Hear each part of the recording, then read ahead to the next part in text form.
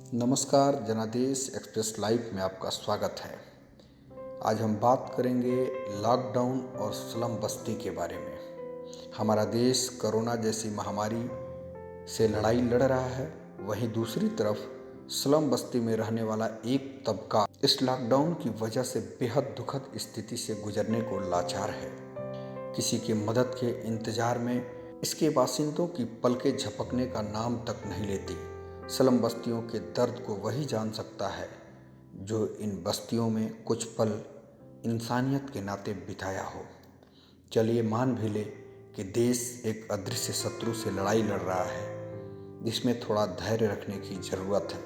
पर सवाल यह उठता है कि धैर्य रखे भी तो किस पर। पेट की आग कभी नियंत्रित नहीं की जा सकती या उसे नियंत्रण में नहीं रखा जा सकता, परंतु विचारणीय तथ्य यह है कि जब देश में सब सही चल रहा था, उस समय भी इन स्लम बस्तियों में रहने वाले लोगों का जीवन यापन बड़ी मुश्किल से चलता था। अब तो बहाना कोरोना का है, कोरोना संक्रमण का है, लॉकडाउन का है।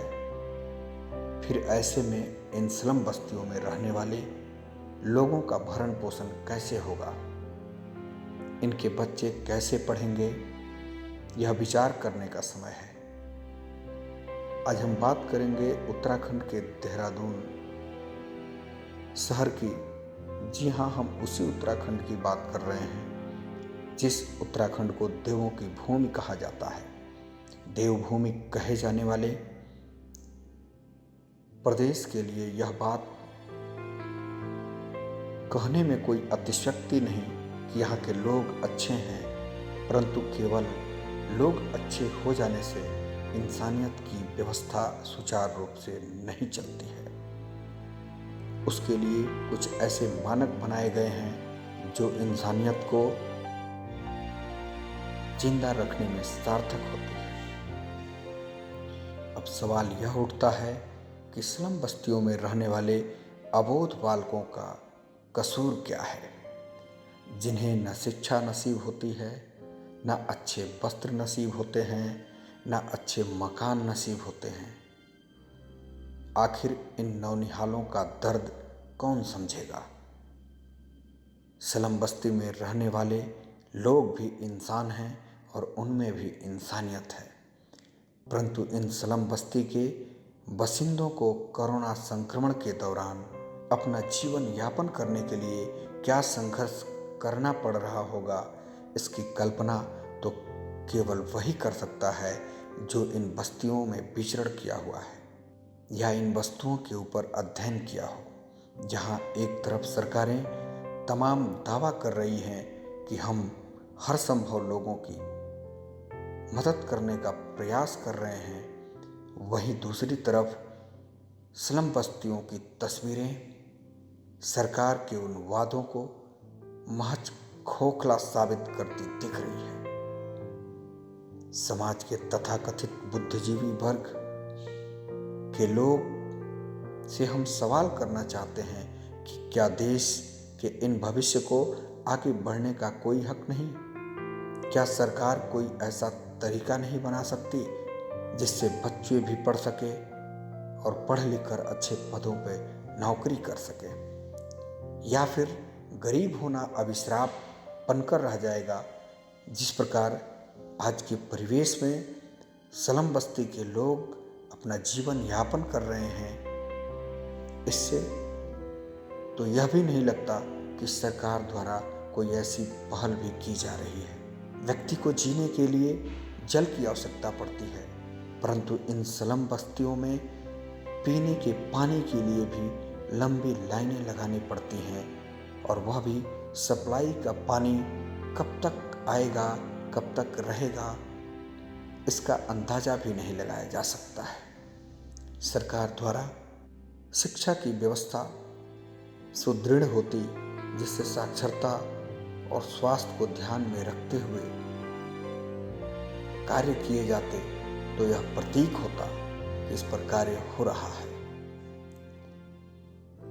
स्लम बस्तियों में रहने वाले अबोध बालकों को अपने आने वाले भविष्य को लेकर सजग रहने की कोई आवश्यकता ही नहीं है, क्योंकि उन्हें यह बोध ही नहीं कि हमारा भविष्य कहाँ जाएगा, किस ओर जाएगा। देहरादून के ही बिंदाल पुल के पास एक ऐसी स्लम बस्ती है जिसे देखकर लोग गरीबी का अंदाज़ा तो लगा सकते हैं, परंतु गरीबी किस हद तक है इसका आकलन कर पाना किसी की बस की बात नहीं होगी। परंतु कुछ स्लम बस्ती ऐसे हैं जिन बस्तियों में बेरोजगारी, लाचारी व भूखमरी की वजह से अपराध जन्म लेता है, अराजकता जन्म लेती है और हमारे समाज को दूषित करने का प्रथम दायित्व मानते हुए उस पर अग्रसर होती रहती है। देहरादून के बिंदाल पुल के नीचे स्लम बस्ती भी एक तरह से अपराध की नर्सरी व नशे के जनक का रूप ले चुकी है, जिसे अपराध की नर्सरी व नशे का उद्गम स्थल की उपाधि दी जा सकती है।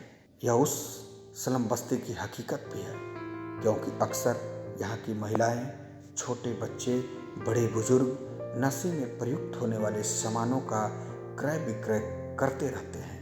इतना ही नहीं, कुछ तथ्यों पर गौर किया जाए तो पुलिस हजारों लोगों को पकड़कर जेल भेज चुकी है, परंतु वह जेल से छूट कर आते हैं और पुनः उन्हीं धंधों में लिप्त हो जाते हैं। ऐसे में इन स्लम बस्ती के लोगों को समाज की मुख्य धारा से जोड़ने के लिए समय रहते शासन व प्रशासन को ठोस व सार्थक कदम उठाने होंगे, तब जाकर सही मायने में इन लोगों को समाज की मुख्य धारा से जोड़ा जा सकता है।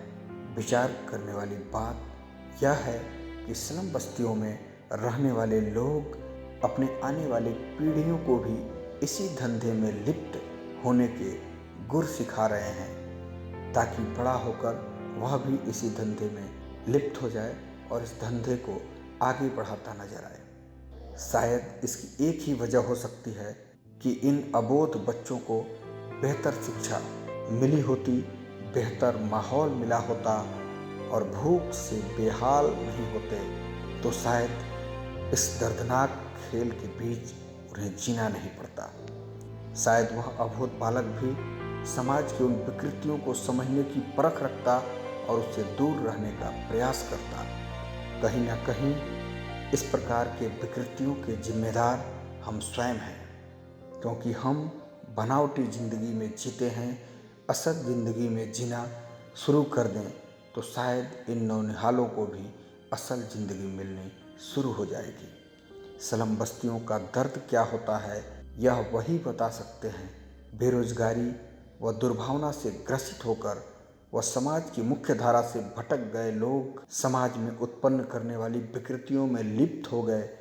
जरा सोचें, ठंडी, गर्मी व बरसात में यह लोग किस प्रकार से झोपड़ियों में गुजारा करते होंगे। इसके सोचने मात्र से ही आपकी अंतरात्मा झकझोर कर रख देगी, क्योंकि आप और हम अच्छे घर में अच्छे बिस्तर पर सोते हैं, फिर भी हमें कमियां दिखाई देती हैं। परंतु इनके उस दर्द को देखें जिनके 4x3 और 2x4 के झुग्गी झोपड़ियों में कोई आलीशान व्यवस्था नहीं है। यह लोग किस प्रकार इन झोपड़ियों में जीवन यापन करते होंगे, कैसा होगा इनका रहन सहन, क्या खाते होंगे, कैसे बच्चों का भरण पोषण करते होंगे। एक समय खाने की व्यवस्था होगी तो दूसरे समय खाने के लिए सोचना पड़ रहा होगा। कुछ परिवार तो ऐसे भी हैं जो बच्चों को एक वक्त की रोटी तो दे देते हैं, परंतु खुद पानी पीकर रात गुजारा कर लेते हैं कि कल सुबह हो फिर हम काम पर जाएं और बच्चों के लिए कुछ निवाला का इंतजाम कर सकें। ऐसे में लॉकडाउन होने के बाद उन परिवारों का गुजारा कैसे होता होगा, यह दर्द तो वह परिवार ही बता सकता है। हम अपने घरों में आराम से चैन की रोटी खा रहे हैं, परंतु इन स्लम बस्तियों में रहने वाले लोगों का गुजारा कैसे हो रहा है, इस पर भी सोचने का समय निकालना होगा। प्रकृति अपना भयानक रूप कहीं ना कहीं इंसानियत को चिंता में रखते हुए दिखा ही रही है, क्योंकि महलों में रहने वाले लोग ही कोरोना से संक्रमित नजर आ रहे हैं, परंतु हिंदुस्तान के स्लम बस्तियों में रहने वाला कोई भी व्यक्ति कोरोना से संक्रमित नहीं हुआ है। यह सोचने वाली बात है कि आखिर इन मलिन व गंदी जगहों पर रहने वाले लोग कोरोना वायरस से बचे हुए हैं, तो कहीं न कहीं ईश्वर उन्हें मदद कर रहा है। उनकी इच्छा शक्ति प्रबल है, क्योंकि वह जानते हैं कि हमें किसी भी हाल में इन्हीं गंदी जगहों पर रहना है, खेलना है, पलना है और बढ़ना है। उनके जेहन में यह बात पूरी तरह से बैठ गई है कि हमें ऐसी ही जिंदगी जीनी है।